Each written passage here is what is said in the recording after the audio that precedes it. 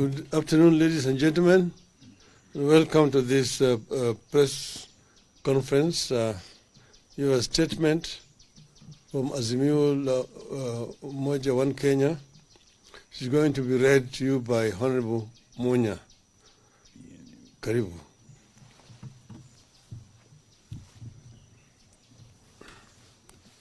Yes, good afternoon. I'll read the statement.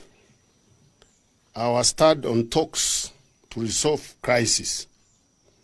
Yesterday, Kenya Kwanza released a one-sided statement signed by Honorable Kimani Ichung'wah that they claimed to incorporate our views. We disown the statement by Honorable Ichung'wah. Azimio had nothing to do with it. Its contents were those of Kenya Kwanza, their wish list. We wish to clarify as follows.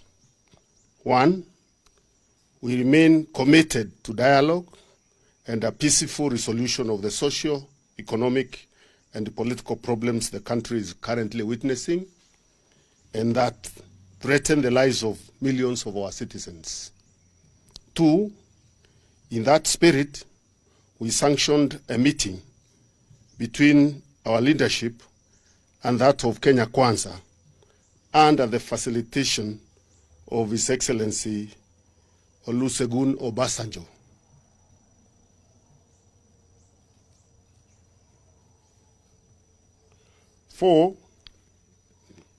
3, this initial meeting was to prepare ground for honest discussions of the issues we have been raising and those that Kenya Kwanza feels like raising.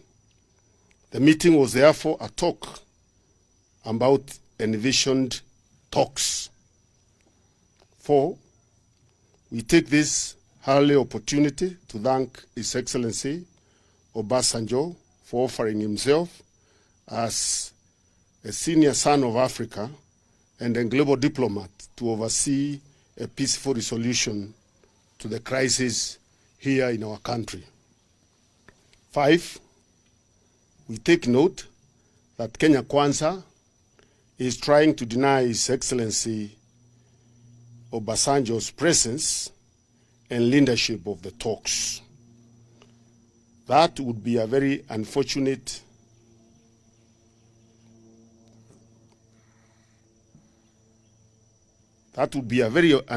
development indeed. It points to Kenya Kwanza now institutionalizing the culture of deceit and taking it to the global stage. They denied the presence of President Suluhu here a few weeks ago, and now they want to deny the presence of His Excellency Obasanjo. Number 6, while we remain committed to dialogue with Kenya Kwanza for a speedy and sustainable resolution to the country's problems, our issues have not changed. Our priority for discussion is the escalating cost of living, which has only got worse with the lifting of the conservatory order on the 2023 Finance Act last week. We want to see actions by the regime that will lead to the immediate lowering of cost of living. It is our position that this issue does not require any discussion, but policy or action by the Kenya Kwanza government. But since they won't do it, lowering the cost of living has to be part of the talks. Negotiations must therefore include the repeal of the oppressive, cruel, and insensitive Finance Act 2023. Under Article 43, it is the responsibility of the state to guarantee access to basic needs such as food, education, water, health, etc. 9, negotiations must include the issue of inclusivity. Kenya Kwanza must be made to disown and disavow the illegal, unconstitutional, and divisive efforts to turn Kenya into a private company that hires only those who voted for Kenya Kwanza. We remind Kenya Kwanza that the declaration by Rigathi Gachagua that Kenya is a private company, which has never been disowned by Mr. William Ruto, isolates, marginalizes, and treats several communities and regions in Kenya as second-class citizens. It has revived the question of a credible solution of the right to self-determination. 10, audit of 2022 elections and the bipartisan reconstitution of IEBC and respect for the autonomy and independence of political parties must be part of the talks.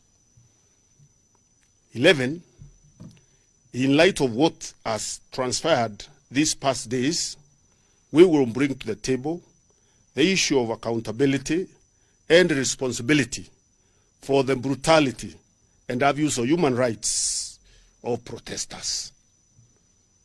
12, it is our position that no party to these negotiations can and should determine for the other party what to raise and what not to raise. We will respect Kenya Kwanza's right to bring all its issues to the table, and they must also respect ours. Number 13, likewise, we expect Kenya Kwanza to have no objections to our priorities. 14, until we agree that each party has the freedom and right to bring its issues to the table, and as we continue to pursue discussion, we shall continue with our engagements with the people. That right is in our constitution.